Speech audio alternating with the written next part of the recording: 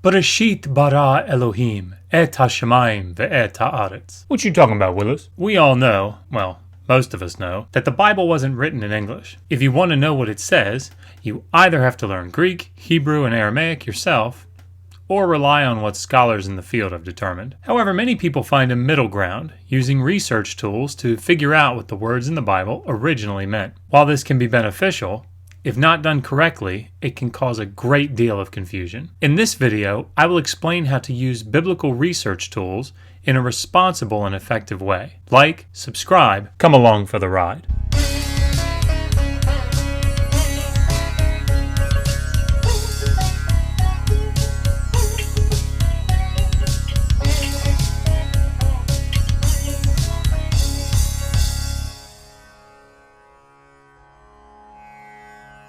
It can be very difficult to study the Bible or other ancient literature because it's written in a different language and it's very old. In order to really understand the text, you have to spend a lot of time in school learning these dead languages. If you don't have the time to do that, to spend years in grad school and write dissertations and blah, blah, blah, you have to rely on what other people say. And of course, when you do that, different people, even different scholars in the field, have different opinions about particular topics. One of the nice things about the modern age is we have resources that are readily available to us, particularly online, on our smartphones. I came across a video on the channel JMD Apologetics. The link is in the description below. In the video, the individual is showing you, using your smartphone, how to access different Hebrew, Greek, and Aramaic resources so that you can look up the meanings of individual words using something like a Strong's Concordance or its equivalent. And so I thought it would be a good idea to do a very quick review of the video,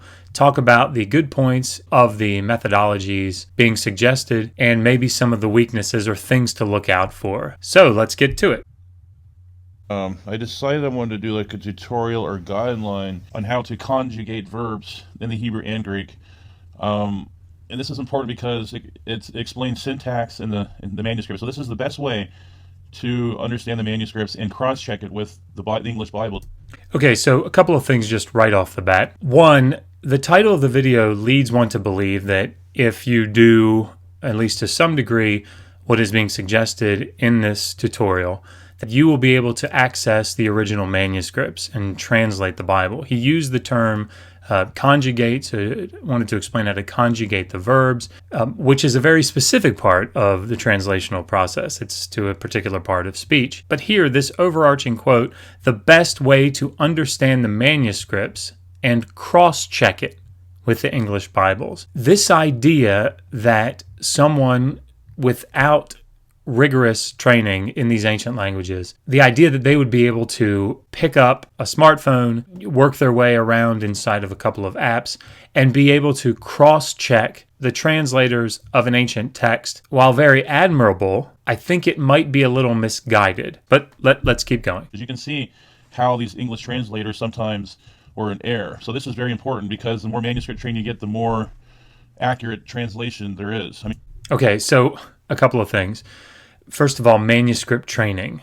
You're going to see later in this video that, as well-intentioned I think as this individual is, I don't know how much actual Hebrew and Greek training he has. So some of the things that he says lead me to believe that maybe he doesn't have formal training in this, or maybe even informal training, that he's just using these apps. But this idea of having manuscript experience, you're not getting manuscript experience using an app. Right? What you're doing is you're doing basic lexicography, and you're not even doing the lexicography.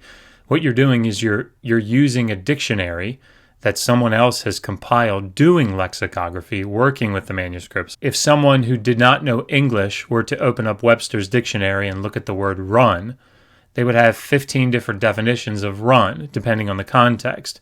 To sprint, to do a light jog, something that a refrigerator does, something that a car does. There are lots of different meanings for the word run. And this is essentially what you would be doing if you don't know Greek and you don't know Hebrew and you use these apps. You're not engaging with the manuscripts. You're engaging with a resource that is essentially a dictionary or a type of accessible grammar that can give you the basics of some of these concepts in Greek and Hebrew. You can get the more accurate translation. So let's say Genesis 1. And just one more thing, a more accurate translation. The thing that I want you to listen for here is this idea that you can know better than the translators. And this is a dangerous concept. And I want to be careful how I say this. On the one hand, we need to make sure that anybody can challenge the interpretations and assertions of anybody else, no matter who they are. If you have a PhD, if you have 10 PhDs, and you make an assertion or you make a claim, that needs to be able to be scrutinized. That being said, we should also remember that the people that are translating these texts, if they have the requisite training, if they've worked with these texts, if they spent years dealing with these manuscripts, it's only prudent, it's only wise to consider seriously what it is that they're saying. And if the majority of scholars in a particular field are saying, yes, this word means X, or this phrase means X, or we should translate this particular line X, while they could be wrong, humility says, I need to really take seriously what it is that they say and find out why it is that they're saying it. When you want to find out, well, what does created mean? Like, is that like, is he creating in present tense, or did he do in the past? So what we'll do, and look, and there you go. And you can see the word you're looking for is create. So I click on create, and here you go. It'll give you the parsing of the verb, which is gender, male, singular, third person, and then here's the verb. Here's what's really important you need to check out. And this goes into conjugation of verbs and syntax, which you can compare with other English translations. So the verbal tense here is perfect in the cow stem. That's so important. So we got to do, once you figure that out, this particular app tells you, if you click on a verbal form, it will tell you this is a cow perfect third masculine singular, not male singular, masculine singular, from the root beit resh aleph. It's breaking down the actual parsing of that particular verb. And what he's going to do then is he's seen that it's a cow perfect. And he's going to go look at another grammatical resource and say, what is a cow perfect? I would, write it down or whatever, remember it. And what you can do is go to sites that explain what that means. So, and here's the site. It'll give you the perfect mood. So the perfect Hebrew perfect, it can be translated as a simple completed action. So that is talking about a past action there. And then, so that actually poses a problem for young earth creationists because they think it's a continual creation act. So there's one evidence right there you can learn that falsifies young earth creationism. Okay, so what these resources do is they give you a general overview of what these different grammatical categories mean. So cal is generally the simple past. That doesn't mean that it's always going to be that. This resource is just telling you this is generally how this word appears. You can't make a case specifically from that general observation, that general classification of a cal verb. And you can look up other slides too that explain what a cal is, how cal applied. Here's a high fill. All these are verbal. Hifil, not high fill, hifil. A cal is a verbal stem. Cal is most frequently used verb pattern. It expresses a simple or causal action. So there you go. So he's talked about his Old Testament example. Now he's going to move to a New Testament example. The key that I want you to remember here is that this is very admirable, right? And I think it's very important that people take these things seriously and they try to engage with the actual language. I think that's fantastic. What I would say is that as you do it, have some humility and say to yourself, hey, here's what I found out. Let me go talk to somebody who has training in this field. It's the way that we should always operate, right? You've done some research, you've done some work, but you've reached your limit and you've realized your limitations. And so now you want to go check your findings with an expert. I do this all the time. I'm not an expert in Second Temple Judaism. I'm working in the book of Daniel. So I'm doing lots of research into the Hebrew and the Aramaic, which are languages that I know, but I'm always checking my conclusions with an expert in the field, somebody that knows more about this period than I do, and I know a fair amount about it. Wisdom says, realize your limitations and check your work. That doesn't mean that you buy into everything that an expert tells you, but it means that if you find something and you bounce it off an expert, maybe you bounce it off another expert and you say, wait a minute, this thing's debated. Or if it really means something to you, go to school. Learn these languages yourself. Then you can be the expert. What you do is you click on the word itself, was, and you want to look up different dictionaries on this word. You can go to the top left corner to was, were, blah, blah, blah. Let's say you want to conjugate this verb. Are, there's a good one. So was, here it is, the word was, and it's V. See, and then it gives you the parsing here. It's imperfect. It has no voice. It's indicative in third. So what does all that mean? Imperfect tense, indicative. So let's go to a site. I have a site for you can check that out. Here's operative, present tense.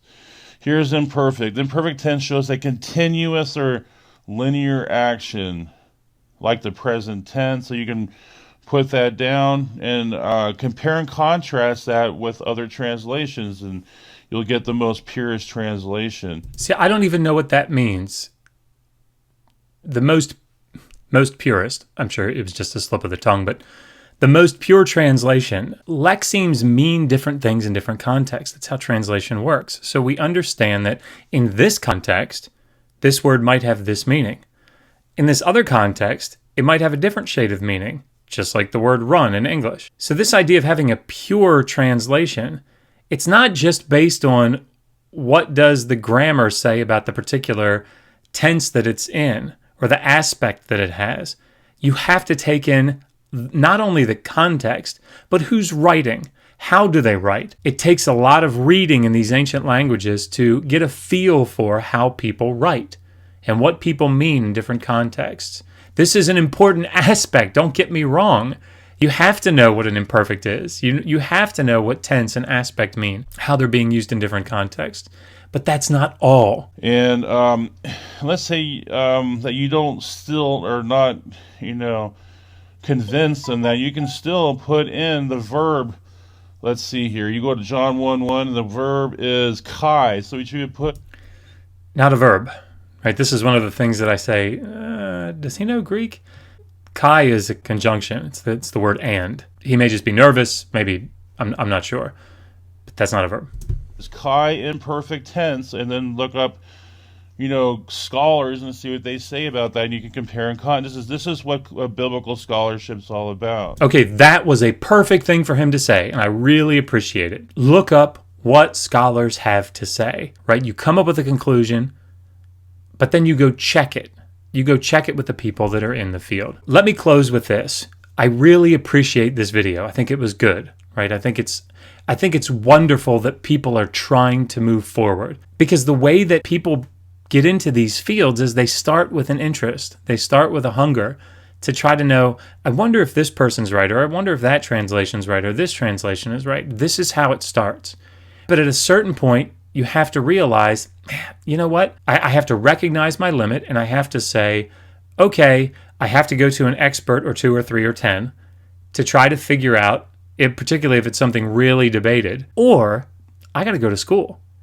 And that's how we move forward. Get these apps, do this type of basic research, but recognize your limits and say, I'm going to go as far as I can, but when I come up against something that challenges the consensus view, I'm not just going to give up on it, but I need to take the consensus view seriously and try to figure out why it is that they hold to this, and really try to figure it out, even if it goes against my core beliefs. All right, guys, thanks for watching. Until next time, resist poor scholarship. Always ask, how do you know that?